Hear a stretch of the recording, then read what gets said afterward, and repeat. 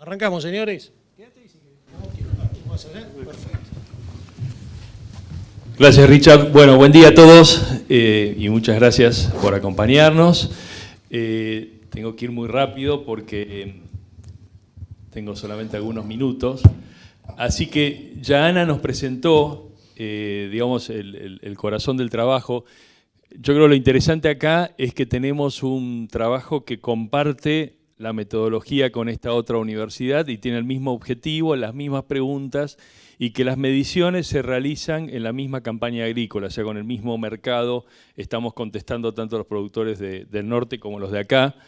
Y una característica, ellos tienen una gimnasia muy aceitada de encuestas vía links online, en términos para nosotros del presupuesto más barata. Nosotros tenemos que ir al territorio con 60 agrónomos a levantar en 4 provincias, o sea que creo que es bastante meritorio que sigamos adelante con el proyecto. Así que una primera fotografía de qué hace esta gente, estos 880, que de paso agradecemos a los encuestados, ¿no? Fueron sometidos a más de 1 hora y media de tortura con 65 preguntas, así que su buena voluntad permitió que estemos trabajando con esos resultados ahora de las provincias que ahora vamos a ver, ¿no? Pero estos señores básicamente están operando estos 880, un poquito más de 1 millón de hectáreas repartidas de esta forma, ¿no? Donde está bastante balanceado, ustedes van a ver ahí oleaginosas y cereales casi en la misma dedicación de superficie, y también hay gente que, no obstante que son partidos y departamentos principalmente de actividad agrícola, también tienen una actividad importante ganadera. Ustedes saben que hay un fenómeno en los últimos años, 4, 5, 6, 8 años de invasión en la zona agrícola de ganado. Están manejando por lo menos 200.000 cabezas de ganado vacuno para carne y otras casi 20.000 de leche, ¿no? También con explotaciones porcinas, muy interesante lo que vamos a ver respecto a eso también ahora. Así que acá está básicamente el corazón del trabajo, que es cuántos por provincia hemos encuestado y cuántas hectáreas por provincias hay. Un dato fuerte, importante, interesante, me parece que es estos productores que nosotros denominamos grandes y mega, que son básicamente los productores más grandes de la muestra. Ahora vamos a ver cuántas hectáreas. Son el 12% de los productores que operan el 47% de la superficie, ¿no? Ahora vamos a profundizar un poquito en eso. Estos son los partidos y departamentos que hemos trabajado. Fíjense ustedes que hemos partido la provincia de Buenos Aires en 4 y las demás provincias en 2 subzonas, y eso para nosotros es importante porque en las 4 ediciones de este trabajo empezamos a encontrar patrones de comportamiento por zona también, ¿no? Entonces eso nos permite hacer algunas correlaciones interesantes. Pero lo más interesante por ahí para entender el impacto del trabajo es que estamos representando el 76% de la superficie nacional de la soja y el 70% del maíz. O sea que cuando uno quiere entender qué tiene en la cabeza el universo de productores en estas 4 provincias, que dicho sea de paso, son más del 70% de la producción de esos 2 cultivos que son importantes para Argentina. Bueno, esto da unas cuantas ideas interesantes realmente. Esta segmentación sí, guárdensela como algo interesante como guía de toda la mañana. Los medianos, arrancamos de 300 a 600 hectáreas, es el segmento de los productores más chicos del trabajo. Los comerciales, que son los que van de 600 a 1800, los grandes, hasta 1800 hectáreas, de 1.800 a 10.000, y los mega, que son de 10.000 para arriba, ¿no? Acá un comentario solamente sobre esto. El trabajo de Purdue han identificado en estos 25 años de análisis que el que primero mueve y después todos copian es ese que ahí se llama comercial, ¿no? Es esa segmento que va de 600 a 1.800. Bueno, nosotros hemos encontrado que básicamente eso en la Argentina son los grandes, entre 1.800 y 10.000, es el productor que va anticipando las jugadas o los cambios de modelo de negocio, como vamos a ver en el próximo panel, digamos, ¿no? Después, lo que es interesante también es esto que se sigue confirmando. O sea, cuando nosotros detectamos esto en la primera medición que hicimos, campaña 8-9, 2008-2009, decíamos, che, el productor argentino es 10, 12, 13, 14 años más joven que el americano y hasta 20 más joven que, por ejemplo, un productor de Europa. Bueno, ¿eso qué va a pasar a futuro? ¿Va a ir envejeciendo o se va renovando esta gente? Y bueno, lo interesante es que se mantiene la baja edad promedio de estos productores. Y sí, un dato fuerte sí es que cuanto más joven maneja más superficie, ¿no?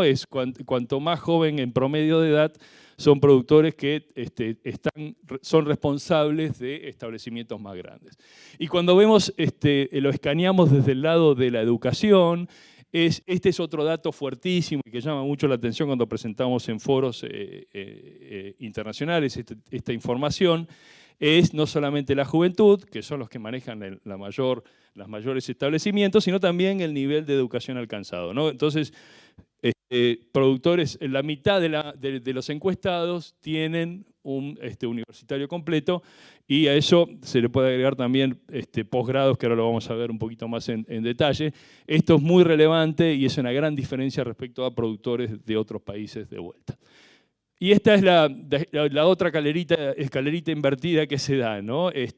Digamos que a menor edad, mayor nivel de educación alcanzado, o sea que uno ya puede ir recopilando algunos datos de la caracterización, ¿no? Los más jóvenes, que son los que manejan los establecimientos más grandes, son los que mayor nivel de instrucción tienen, por ponerlo de alguna forma. Roberto va a completar mucho mejor eso con los sesgos cognitivos, pero bueno, nos está dando ya algunos indicadores de cómo es este productor. Después nos interesó saber, y esta pregunta está buena porque está evolucionando mucho en los últimos años, es dónde está este producto, dónde está este tomador de decisión del agro, ¿no? Bueno, básicamente un 60% está a menos de 50 kilómetros de establecimiento. El último panel, Daniel Pellegrino nos va a mostrar, bueno, casos donde cómo estos empresarios generan desarrollo en los lugares donde están trabajando, ¿no? Bueno, es interesante ver dónde están viviendo estos tomadores de decisión, pero sí aquí hay también una correlación interesante. Cuanto más grande la operación, más lejos vive el tomador de decisión, ¿no? Así que bueno, esos son datos que hacen a la caracterización. Esta es la única de las 65 preguntas que es abierta, que no son multiple choice, es una pregunta abierta donde ahí el productor puede tomar la binomio y explayarse, digamos, que es la vinculada a los desafíos en los próximos 5 años. ¿Cuáles son los principales desafíos de su negocio en los próximos 5 años? ¿Sí? Entonces, básicamente, fíjense ustedes, las primeras 3 están vinculados a lo que nosotros vamos a tratar en el último panel. Les estoy poniendo zanahorias para que se queden al último panel, que va a estar bueno, pero bueno, que es rendimiento, costo y tecnología, que son más bien aspectos, uno lo puede analizar de una forma, ¿no? Tranquera para adentro, ¿no? Y después cuando vamos ya al cuarto desafío, que es bastante importante y subió mucho de la edición anterior de trabajo a subió mucho en el ranking, que es entorno de negocios. Bueno, ahí son cosas que difícilmente puede tomar decisiones, más bien tiene que administrar esos riesgos o esos entornos de negocios o capitalizar oportunidades, llegado el caso que haya, ¿no? Pero los primeros 3 sí nos preocupan y nos interesa analizar, porque también cuando uno empieza a hacer doble clic en cada uno de estos desafíos que ellos mencionan, uno empieza a comprender, insisto, les estoy vendiendo el tercer panel, cómo va evolucionando el modelo de negocios del productor, hacia dónde está mutando ese nuevo modelo de negocios, o cuáles van a ser los factores críticos para poder desarrollar ese nuevo modelo de negocio del productor, que como ustedes vieron, insisto, joven, altamente educado, con un sesgo cognitivo que ya van a saber cómo es, no se lo quiero spoilear a Roberto a eso. Y acá cuando uno los abre a todos estos desafíos por los segmentos que yo antes les mencionaba, es interesante. Para los primeros 2 segmentos casi el ranking no varía. Ahora, cuando uno se mete en los segmentos grandes y mega de productores, recuerden, 10.000 o 10.000 y más hectáreas operadas, suben el ranking mucho en torno de negocios, y cuando ya hablamos de los megas, 10.000 hectáreas o más, ya empieza a ser un desafío el tema talento, personas, recursos humanos, para poder operar estos establecimientos. Bueno, esto si uno lo quiere abrir con la metodología de PEST, quedan distribuidos de esta forma estos desafíos. Insisto, acá lo más interesante es saber, siendo Messi tan jovencito, altamente educado y con toda la capacidad que tiene de inversión, que lo vamos a ver de vuelta en el tercer panel, es interesante saber de estos factores que está sometido Messi, Tupac Amaru. Ustedes lo han visto, Messi a veces que lo persiguen de A4, de A5, no le pueden sacar la pelota. Bueno, es bastante similar lo que pasa con el productor local, es entender, en cuáles puedo meter la mano, puedo tomar decisiones y en cuáles solamente tengo que cubrirme o administrar estos riesgos que tengo en el entorno. Así que cerrando, básicamente lo que pasó en la última edición de este trabajo es que se confirmaron los atributos de este tomador de decisión Y se agregan básicamente como novedad y como algo interesante a hacer doble clic y estudiar en profundidad, no solamente universidad, sino los demás actores vinculados a este señor, el 10 y el 11, ¿no? Él está cambiando su modelo de negocios y el punto 11 tal vez es lo más interesante, ¿no? El título por ahí va a ser de esta, si uno pudiera poner un título a este trabajo para que lo lea alguien en el diario, sería "Se confirma la revolución digital del agro argentino". Bueno, ¿en qué consiste eso? Lo vamos a ver después, pero es interesante que este señor está teniendo necesidad de recoger datos para poder tomar buenas decisiones, ¿no? Así que básicamente esa era la primera introducción a la caracterización del trabajo. El trabajo es mucho más amplio, pero queríamos hacer por lo menos esta intro. Muchas gracias.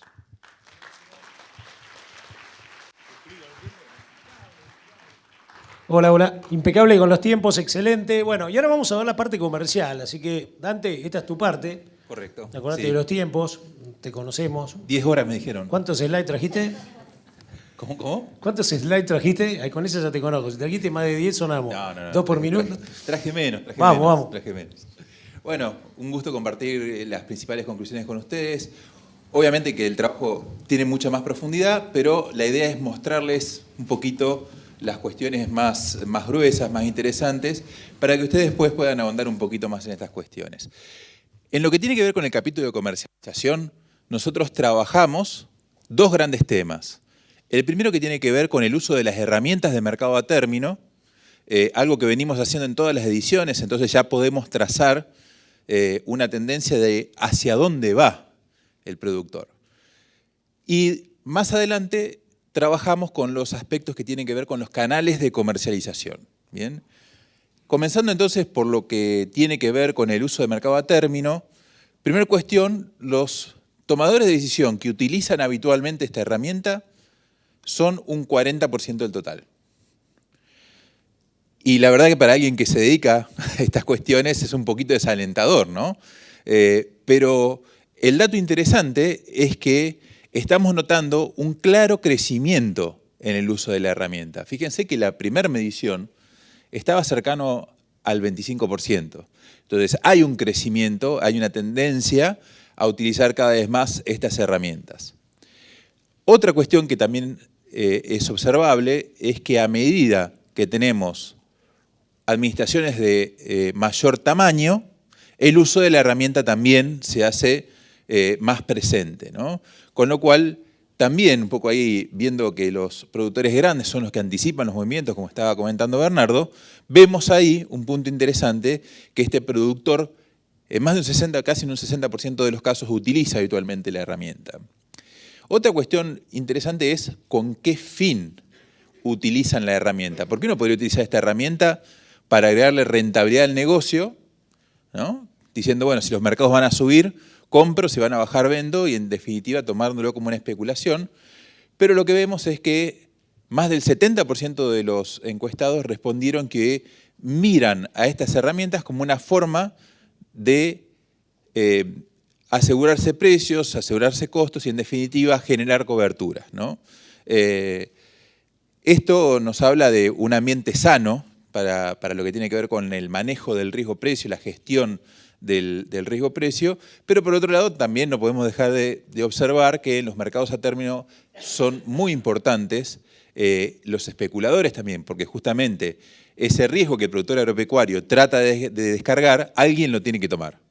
Si todos quisiéramos quitarnos el riesgo encima, no encontraríamos en quién hacerlo, ¿no es cierto?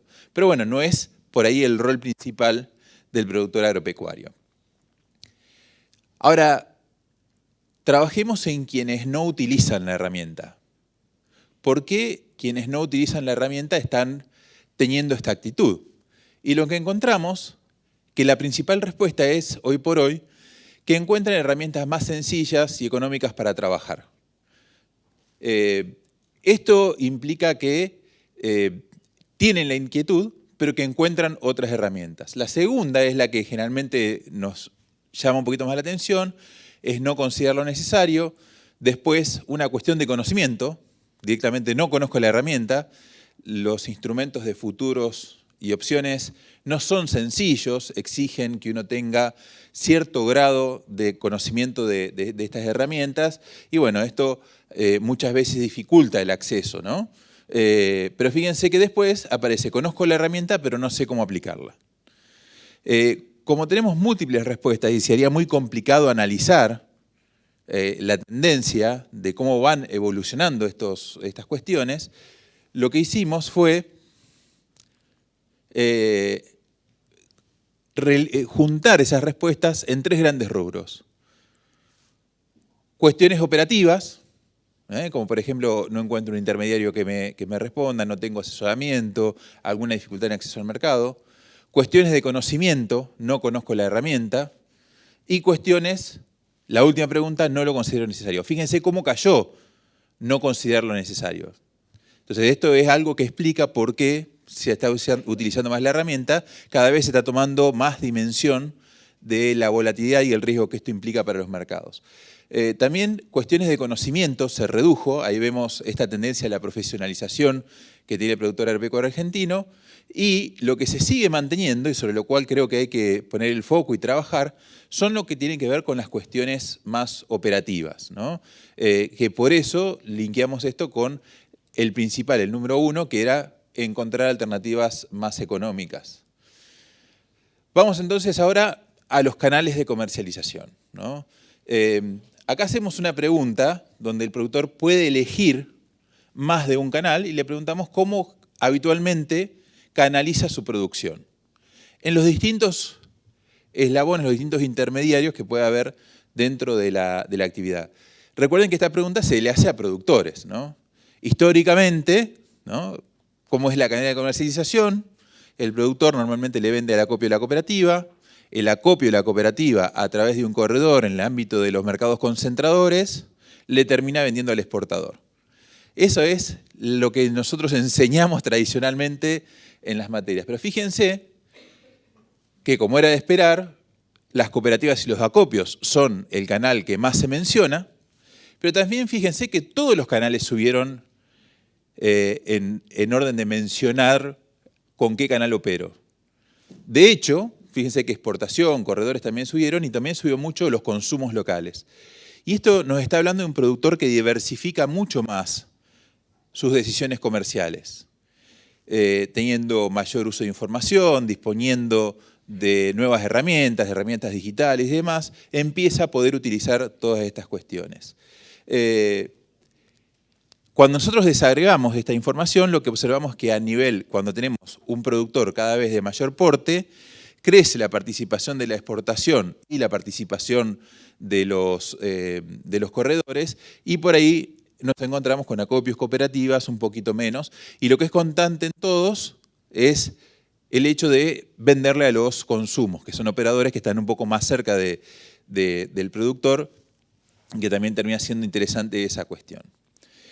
Para cerrar, una pregunta que se incorporó en este relevamiento y que me parece sumamente interesante, y es ¿qué factores tiene en cuenta el productor agropecuario a la hora de decidir sus canales comerciales?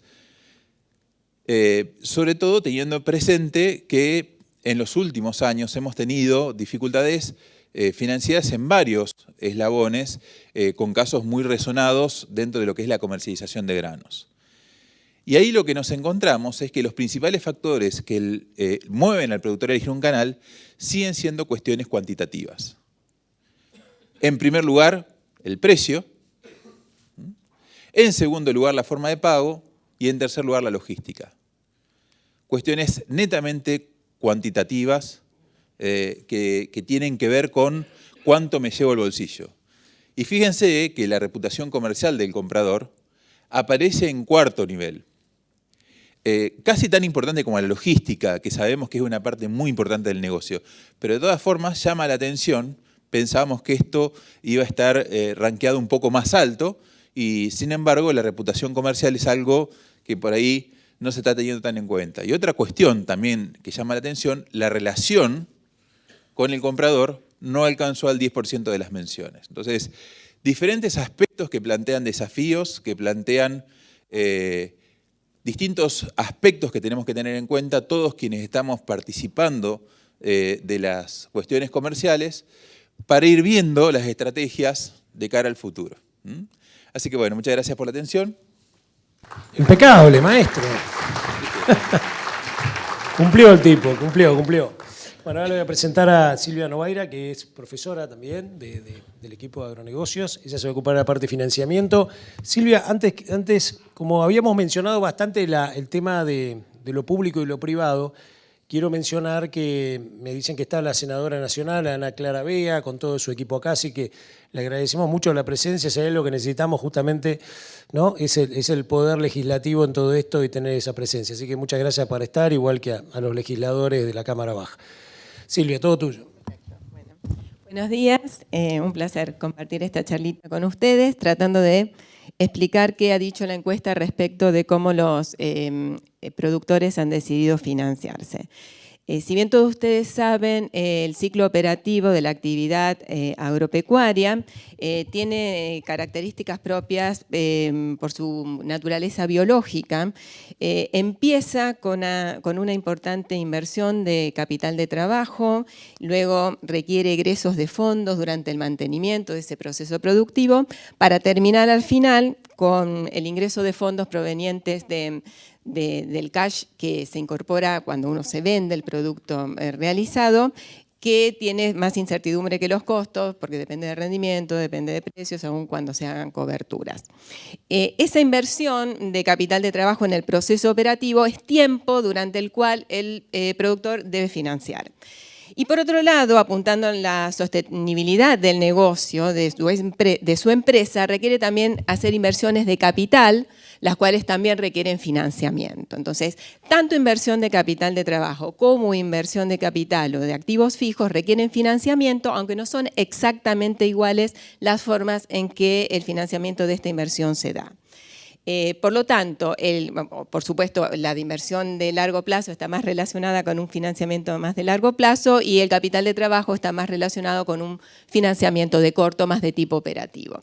El objetivo de este capítulo en la encuesta ha sido tratar de interpretar la elección que los productores en términos de financiamiento han llevado adelante al momento de financiar su negocio, entender algunos de los aspectos que han priorizado al momento de tomar la decisión de inversión, ¿sí? Por lo tanto, este es un poquito el recorrido de las preguntas que se hicieron en la encuesta respecto de este tema y directamente podemos empezar viendo cuáles han sido las fuentes de financiamiento más utilizadas. Primero, solamente para recordar, se me fue, aquí está, para recordar primero el tipo de financiamiento que tiene una empresa, y esto no le escapa a la producción agropecuaria. Podemos hablar de un financiamiento interno y de un financiamiento externo para la empresa. El financiamiento interno es el que proviene directamente del dueño de la empresa y no solamente son los aportes directos que efectúe, sino cada vez que retiene utilidades y las deja dentro de la empresa, está generando lo que se llama autofinanciamiento, ¿sí? Que es como un aporte inconsciente, ¿sí? Invisible, pero todo lo que el productor no retira de la empresa es financiamiento que está dejando generado por él mismo.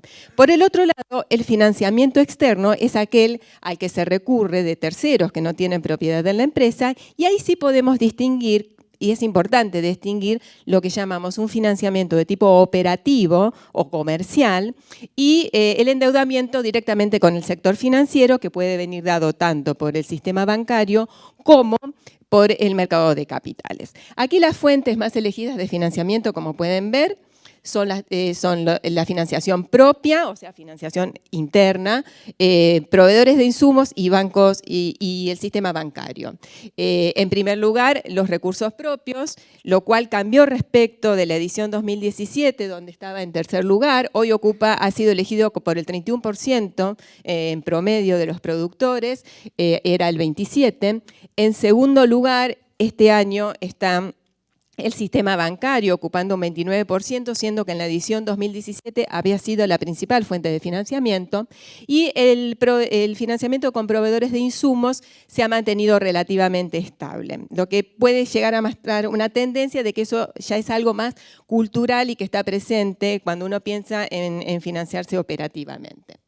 Si analizamos esta elección de estas tres fuentes, teniendo en cuenta el tamaño del productor, lo que vemos que la incidencia de la financiación con recursos propios disminuye a medida que crece el tamaño del productor y en sentido inverso, el financiamiento bancario sigue una relación directa con el tamaño del productor, siendo entonces los productores mega en los cuales tiene mayor incidencia el financiamiento con bancos. Respecto de este mismo financiamiento, pero si ahora lo analizamos con una caracterización del productor como propietario o arrendatario, la encuesta ha considerado como propietario aquel productor donde más del 80% de la superficie que explota es propia, y como arrendatario aquel que menos del 50% de la superficie explotada es propia. En estos casos se ha visto que el propietario ha considerado con mayor incidencia el financiamiento con recursos propios. Y en segundo lugar, el financiamiento con proveedores de insumos y bancarios que están prácticamente equiparados. Mientras que el financiamiento que ha preferenciado los arrendatarios es al revés, es primero con los bancos y los proveedores de insumos y recién en tercer lugar con los recursos propios. Esto parecería ser en cierta manera contradictorio, porque uno pensaría que el que tiene mayor propiedad tiene un grado de solvencia muy importante como para responder a cualquier banco y poder pedir financiamiento. Sin embargo, daría la impresión que es más una cuestión cultural. Y por el lado del arrendatario sí tiene una explicación más lógica, teniendo en cuenta que el arrendatario es más un gestor de factores y el tema del financiamiento es un factor más de los que tiene que manejar. Yendo un poquito más profundo a lo que es el financiamiento ahora con proveedores de insumos, lo que son insumos directos, fertilizantes, fitosanitarios, semillas inoculantes, prácticamente tiene un comportamiento similar, puede analizarse en la misma línea argumental y podemos decir que se ha mantenido mucho la tendencia que había en la edición 2017, donde casi el 50%, en este caso, se financia más del 50% de sus compras con el proveedor de insumos. Y el 16% es en promedio el que ha decidido no financiar con su proveedor de insumos este tipo de compras. Pero los patrones son similares al del 2017. Donde se ve una distinción en esta estructura de financiamiento es en el equipamiento de maquinaria. Y eso tiene su lógica porque ya no salimos de lo que es financiación de capital de trabajo para meternos en lo que es financiación de inversión de capital o inversión estructural. Aquí lo que se ve es que el 37% de los productores que han comprado equipamiento han decidido no financiarlo con el proveedor del equipo. Y el 34% ha decidido financiar con ese proveedor más del 50% de la compra. En el 2017, lo que hoy es el 37% era un 31%, y lo que hoy es un 34% era un 22%. Esto lo que nos está mostrando es que las posturas de extremas es como que se han intensificado. Esto quiere decir que un mayor porcentaje de productores ha decidido no financiarse con el proveedor del equipamiento y aquel que ha decidido hacerlo lo ha hecho en un porcentaje mucho mayor de lo que fue en la edición anterior. Esto es entendible, ya les digo, el financiamiento de largo plazo tiene características diferentes de lo que es el financiamiento de corto. Ahora, yendo al financiamiento bancario, que resultó ser dentro de las fuentes externas de financiamiento las más importantes, recuerden ustedes que crecía a medida que crecía el tamaño del productor. Bueno, cuando nos metemos en la composición de estos porcentajes, abriéndolos por financiamiento con banca privada oficial, se mantiene lo que vimos en la edición anterior, de que hay una preponderancia del financiamiento, no muy marcada, pero sí una incidencia mayor de la banca oficial por sobre la privada, casi en todos los segmentos, habiéndose invertido levemente y con unas cifras prácticamente equiparadas, lo que es en el sector de megaproductores. Cuando vamos a las herramientas dentro de este financiamiento bancario que ha sido priorizada por los productores al momento de financiarse, las tres más clásicas son las que están como principales, que son las tarjetas rurales, los cheques de pago diferido y los préstamos financieros en pesos.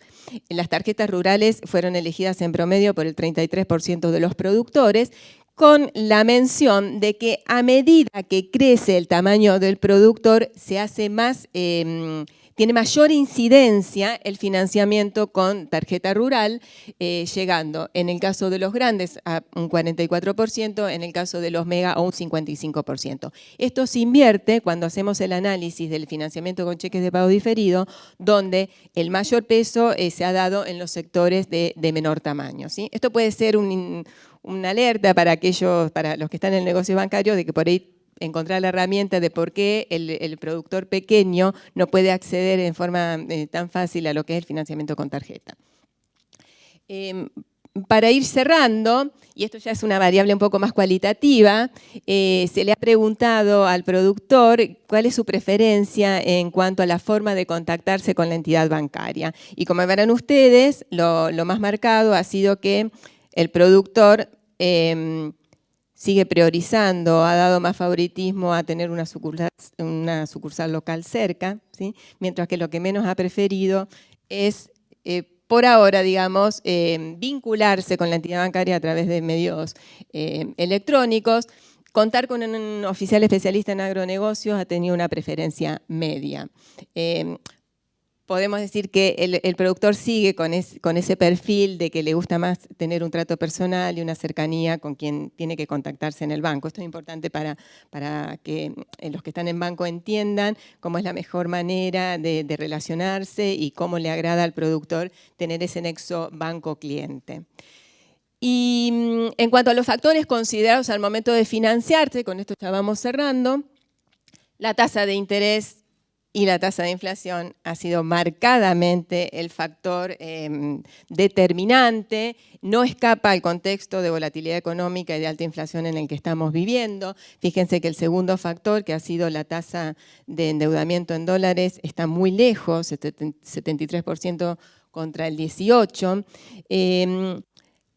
Al ser tan alta la tasa de inflación, muchas veces la disponibilidad de acceso al financiamiento fue un factor que tenía mayor importancia. Hoy que las tasas de inflación son tan altas y las tasas de intereses copian o quieren tratar de copiar un poco el tema de la inflación, aun cuando tenemos tasas reales negativas, es el factor determinante al momento de decidir si endeudarse o no.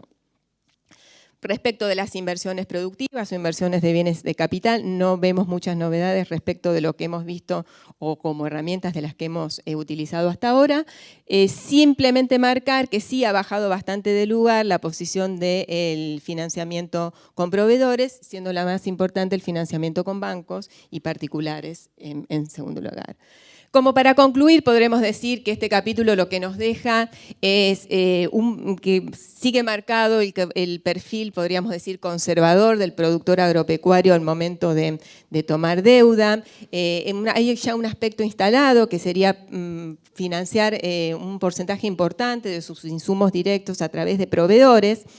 Y déjenme decirle, ahora me sale la faceta de profesor de finanzas, de empresas, pero el financiamiento en realidad no solamente se utiliza como fuente de fondeo de la inversión, muchas veces forma parte de una estrategia de eficiencia financiera donde el apalancamiento positivo le mejora la rentabilidad al inversor, al dueño de la empresa, vía de endeudarse a una tasa de bajo costo respecto de la productividad la rentabilidad de la inversión de tipo operativo que puede obtener con ese financiamiento. Esa ventaja financiera donde la rentabilidad de los activos es superior a al costo del endeudamiento es una faceta que en este caso, por las variables macroeconómicas, estamos viendo que no ocupa un lugar tan importante. Es decir, es como que el financiamiento para cerrar el fondeo de la inversión es lo que se ve desde estas respuestas, porque si no, no serían los recursos propios, como ha sido este año,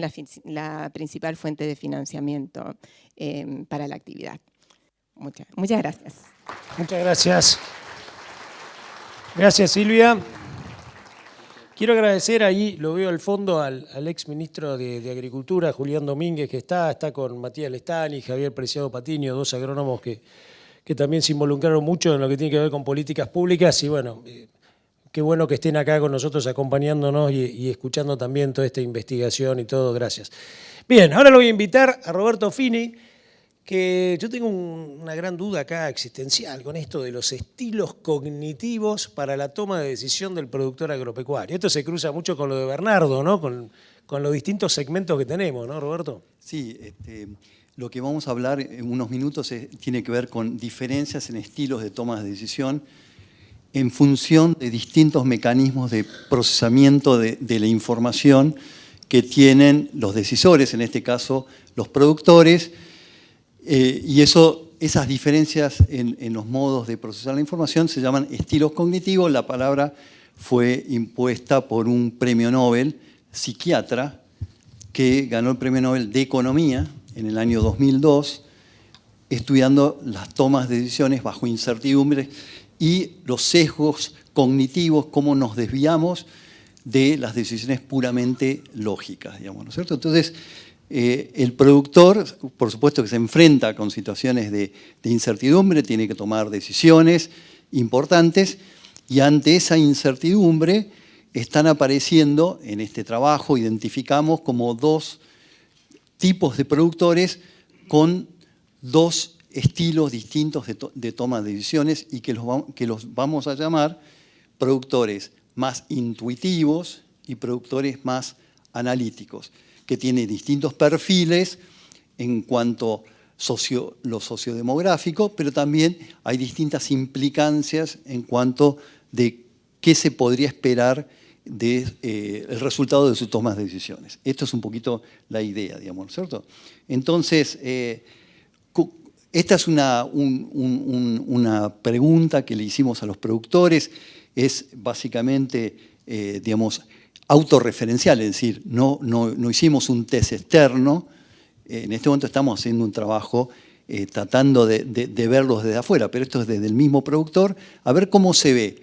Se ve como una persona que se apoya más en la experiencia, en lo que sabe de antes, o se apoya más en todo en un camino lógico y en los datos que puede recoger de toda su actividad agrícola, digamos, ¿no es cierto?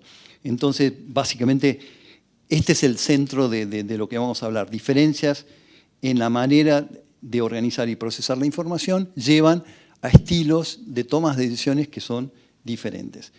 Entonces, algunos datos que diferencian estos productores.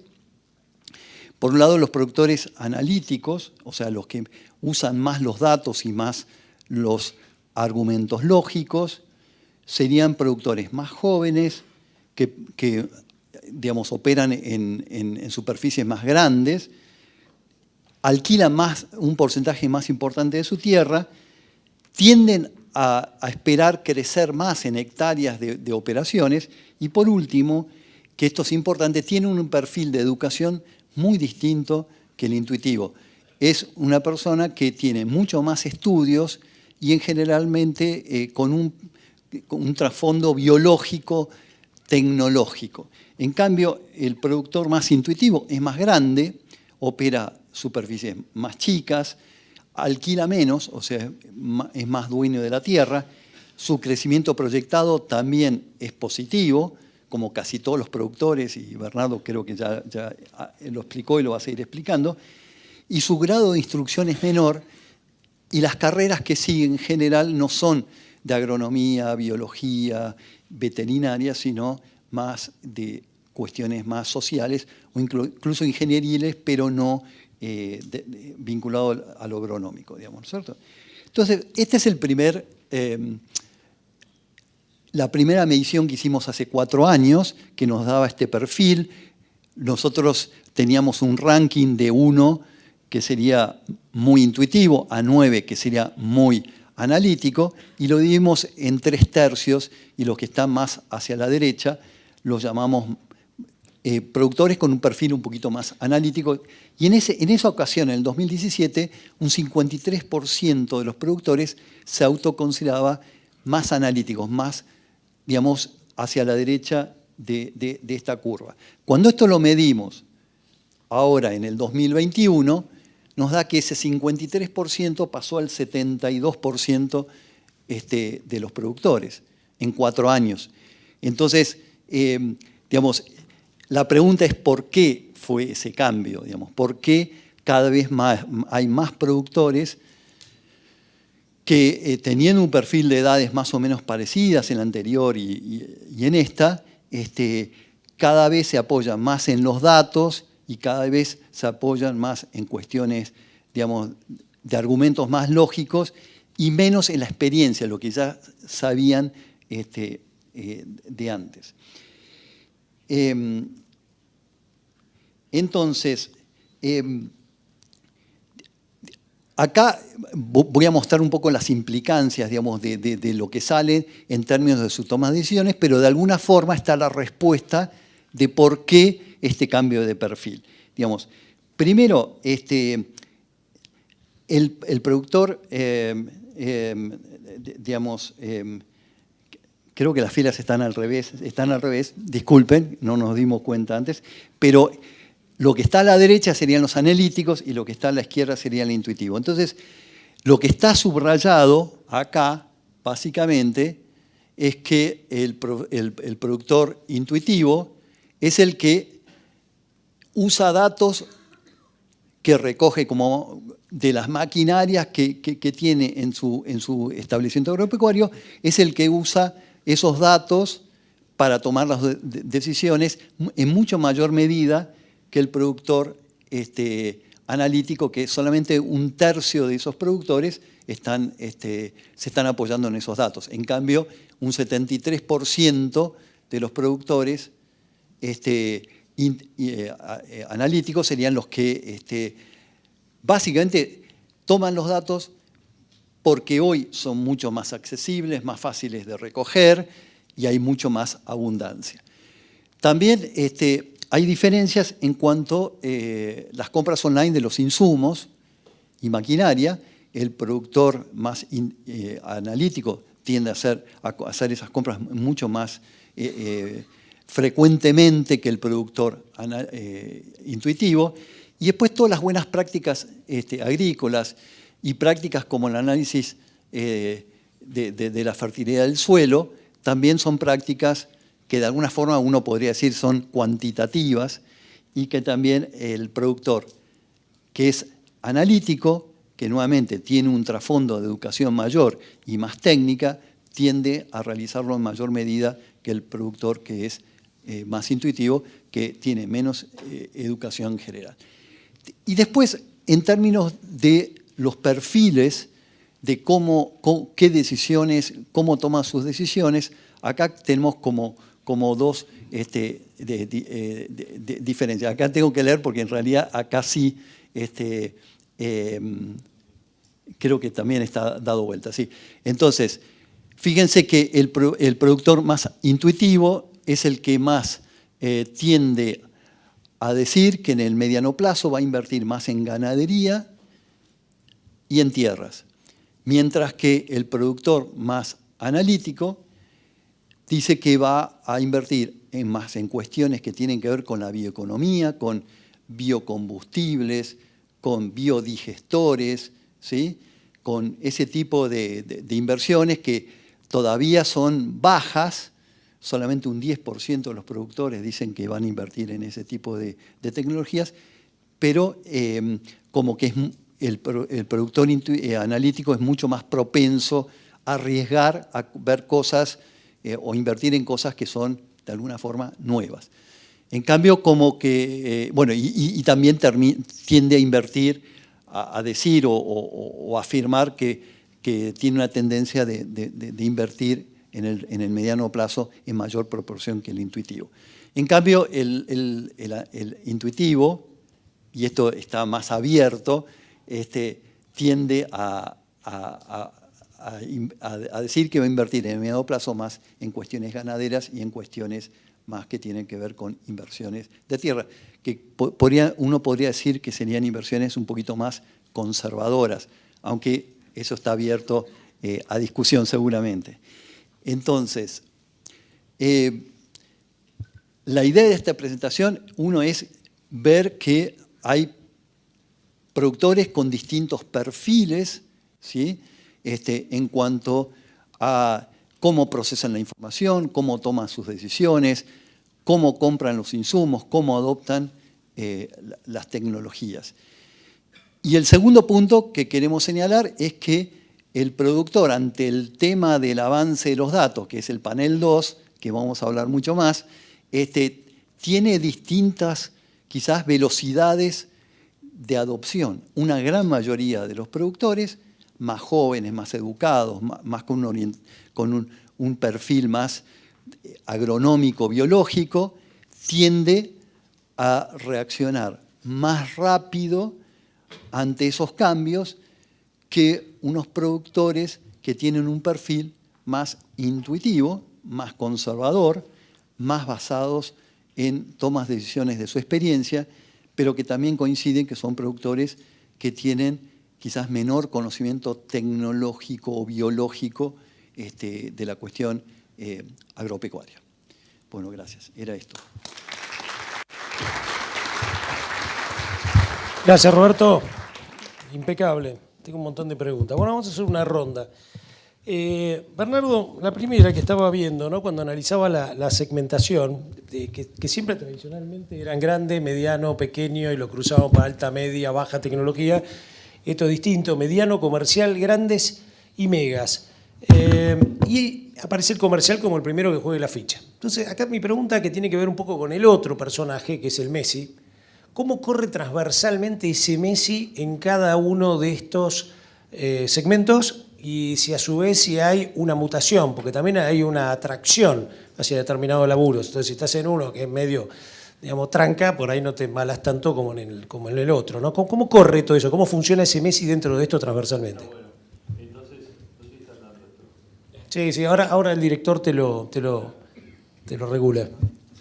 A ver, probate el otro. Hola, ahora sí. Está, impecable. Sí, gracias, Richard. No, ahí lo interesante de tu apreciación es lo siguiente.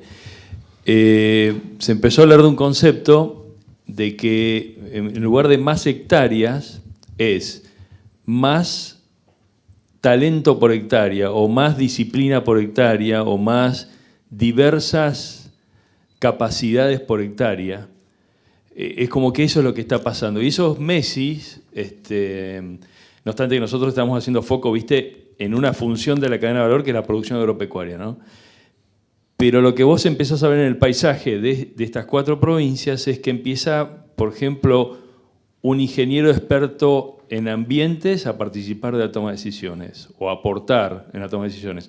Un ingeniero experto en tomar, capturar y usar datos empieza también a hacer. O sea que no es solamente, no es solamente una persona experta en cuestiones agronómicas, sino que empezás a ver más cabezas puestas por hectárea. Y eso, la verdad, es rico, está bueno, y ese Messi se siente acompañado por otros Messi, digamos, o otras disciplinas, ¿no? Por un lado.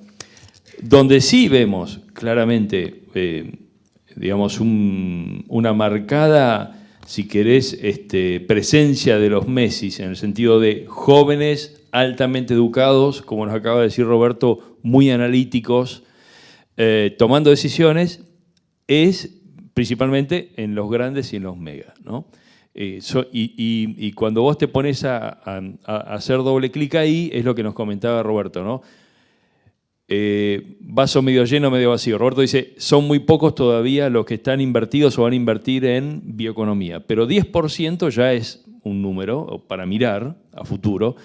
Y principalmente cuando uno mira quiénes son esos del 10%, son de vuelta estos chicos jóvenes y muy instruidos en estas, principalmente en cuestiones agronómicas. Así que así es más o menos como tratamos de entender lo que hemos encontrado en la encuesta. Primero, que vemos múltiples disciplinas metidas en la operación y estos tipos jóvenes muy agresivos para invertir a futuro, invirtiendo en cosas distintas y nuevas, muy analíticos, manejando los establecimientos más grandes. Dentro del equipo, ¿no? Está el Messi que uno se lo imagina, el agrónomo, el administrador, etcétera, ¿no? ¿Cómo juegan también o cómo empiezan a aparecer también estos otros players que hablábamos al principio, que lo vamos a ver, ¿no?, en las AgTechs? Porque a mí me ha pasado ir al campo y ver un flaco que te está moviendo un dron, ¿no? Que tiene volando un avión a 1000 metros y te está sacando foto aérea, y programadores, bueno, hay un polo espectacular en Rosario, un montón de gente trabajando en todas estas startups. Entonces, ¿cómo juegan en la comunidad esos otros? ¿Están dentro de la cancha con Messi jugando también ahí todo este rol? ¿Va creciendo todo eso como una gran comunidad que genera laburo, motiva a los emprendedores? Y ahí de vuelta está bueno, es según con quién pueden jugar, digamos, ¿no? Entonces vos tenés, y acá hay presencia, por ejemplo, de miembros notorios que han sido presidentes y todo de APRESID, ¿no? Entonces vos tenés comunidades más proclives a permitir reemplazar el palo de escoba en la varilla con la bolsa de alpillera marcando la melga por toda la parafernalia de datos que te puede ubicar precisamente por dónde tiene que ir la dirección del tractor aplicando algo. Entonces, en ese sentido, de vuelta, son estos muchachos que están bien corridos en la curva, los más jóvenes, que manejan más hectáreas, más educados, los más proclives a invitar a estos señores de estas otras disciplinas a decir, che, venía a mejorarme la captura y el uso de los datos para mejorar mi toma de decisiones. O sea que eso está pasando. Pero, de vuelta, pasa más en cierto tipo de productores que en otros, ¿no? Dante, me ocupa mucho este tema de las herramientas y su utilización, ¿no? Vos le metiste mucho foco ahí, 40% lo utiliza. Yo lo charlo mucho, ahí está el presidente de FAIM, ¿no? De la Federación de la Industria Molinera, con el cual trabajamos mucho porque, a ver, el año pasado tuvimos 23 millones de toneladas de trigo. Este año, si tenemos 14, va a ser mucho. Tenemos una brecha importante. 5 o 6 se necesitan para el consumo interno. Y el resto está medio vendido. Entonces volvemos de nuevo a la DJB, volvemos de nuevo a la bronca del productor y uno dice, che, a ver, no aprendimos nada, cuando tenemos un año bueno, bárbaro, sobra, cuando tenemos un año malo no sabemos qué hacer, ¿no? Entonces yo digo, y te lo articulo, esa problemática que vos la analizás muy bien, que es la problemática del mercado y cuando te falta, y por el otro lado, bueno, muchachos, ¿qué hacemos? Porque estamos hablando de grandes tecnologías y resulta que en eso vamos de nuevo a otro conflicto, ¿no? Sí, es así. Cuando Bernardo presentaba las preocupaciones y por dónde pasa el eje del productor, sigue pasando todavía mucho por las cuestiones que tienen que ver más con la productividad, y si ustedes se fijan, la preocupación por la comercialización, la logística, ocupa un lugar un tanto rezagado. Eso en parte explica estos comportamientos. Pero adicionalmente la otra cuestión es una herramienta tan potente como son el uso de las herramientas de mercado a término, solo lo están utilizando el 40% de los productores con habitualidad. Y ahí vemos una posibilidad desaprovechada.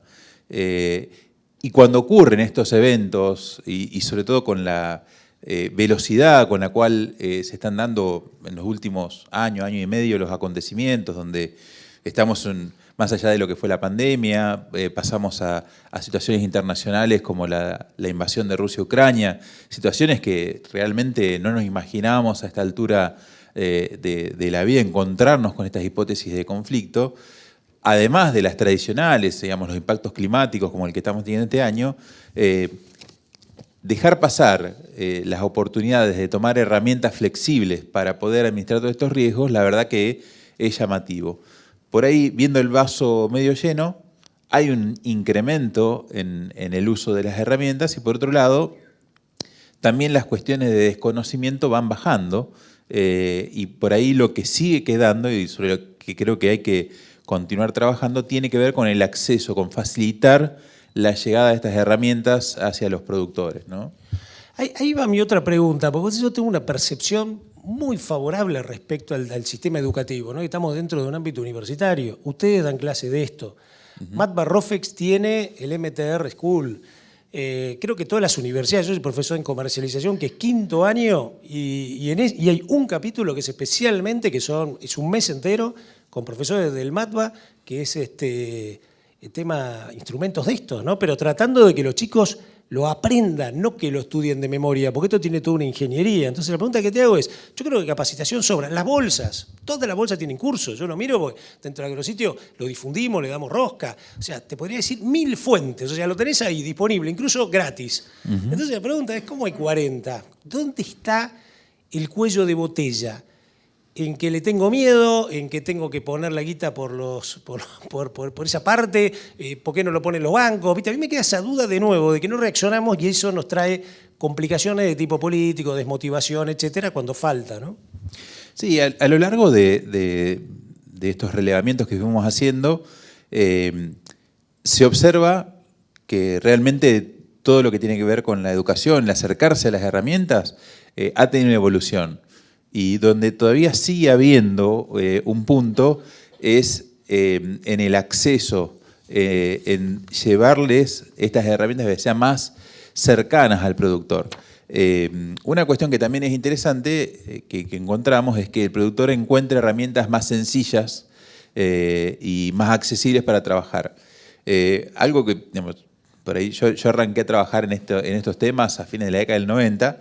Los mercados a término venían haciendo un trabajo espectacular tratando de llevar estas herramientas y hacer tomar conciencia al productor de la variabilidad de los precios y el impacto sobre su explotación. Y ese concepto rápidamente lo tomaron. Ahora, cuando llegaba el momento de hablar de los instrumentos de futuro, más o menos te seguían. Cuando llegabas a las opciones, quedaban todos ahí medio perdidos, ¿no? Pero ¿qué fue lo que tomaron los productores? Che, pará, porque acá tengo un tema. Si el precio del trigo arranca en 2.80, 2.90, me gustó. Se fue a 3.80, y digo, mirá qué bueno que está. Después baja nuevamente a 2.60, no hiciste 2.70. nada. Y vos dejaste pasar todo esto. O te asustaste y tomaste en las partes bajas de la curva y ahora tenés una sequía, estás en un inconveniente. Pero empiezan a aparecer también algunos actores en el mercado que empiezan a darle esa sencillez y esa practicidad. Inicialmente fueron los mercados forward, pero hoy por hoy tenés cada vez mayor cantidad de empresas que están ofreciendo productos estructurados, estructuras OTC, y creo que me da la sensación de que por ese lado está apareciendo esta flexibilidad, esta forma más sencilla que tienen los productores de acceder a estas cuestiones. Y bueno, me parece que por ese lado se puede acercar más estas herramientas al productor y a toda la cadena. Impecable. Nos falta hacer todavía más docencia, sin duda, motivar más, ¿no? La profe dice lo mismo.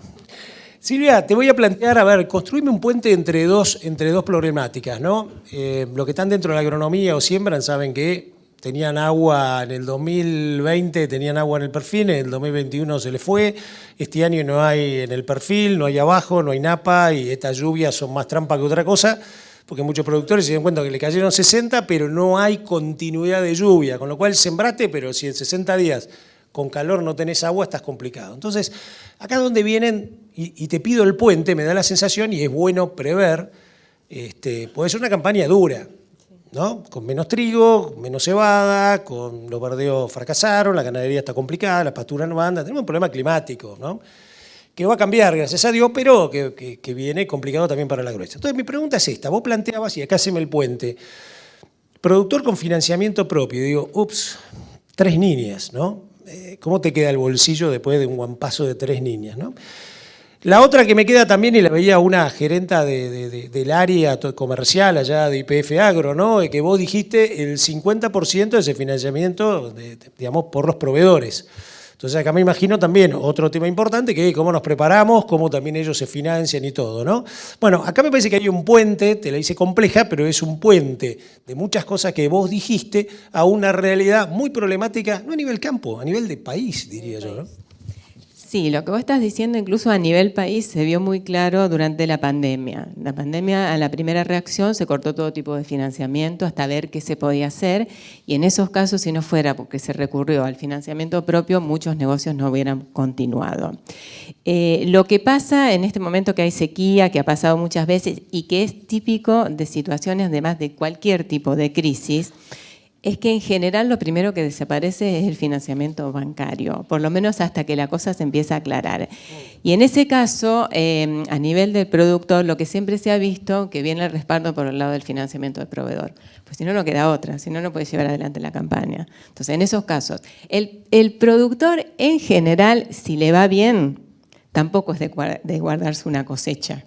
No tiene en general esa reserva, salvo los mega que tiene nuestra estrategia. El productor le va espectacular una campaña y cambia maquinaria, cambia las instalaciones, se pone a modernizar.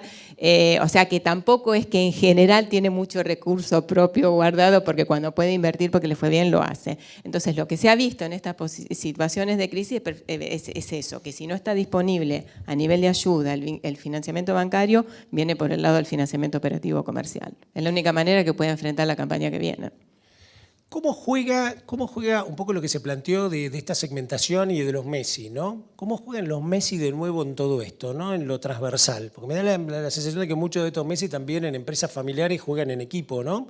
Está la hermana contadora o el contador, la hermana agrónoma, me parece. ¿Cómo juegan en las decisiones y si hay otro tipo de lógica en la calidad de la decisión en la toma de crédito o financiamiento? Bueno, yo lo he escuchado a los chicos hablar de sesgos, a Dante con la evolución del acceso al mercado a término. Si uno se pone a pensar cómo era el productor al inicio, el dueño del campo te decía, no quiero ni ver a los bancos. O sea que ya no existía el financiamiento externo, o sea, todo dependía de cómo hubiera sido la gestión.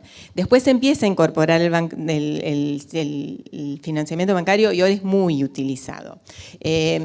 Y yo te diría que a nivel de megas y de grandes está más profesionalizado y más analizado como una estrategia de una gran empresa no agro. Directamente la estrategia financiera está viendo desde el punto de vista de la eficiencia porque también se tiene otro acceso.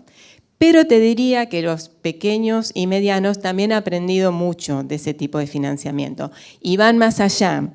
Te diría que muchos incluso recurren al financiamiento bancario para combinarlo con una estrategia de renovación de equipos, de lo que se llama inversión de capital, de CAPEX, porque además le están buscando también un beneficio fiscal.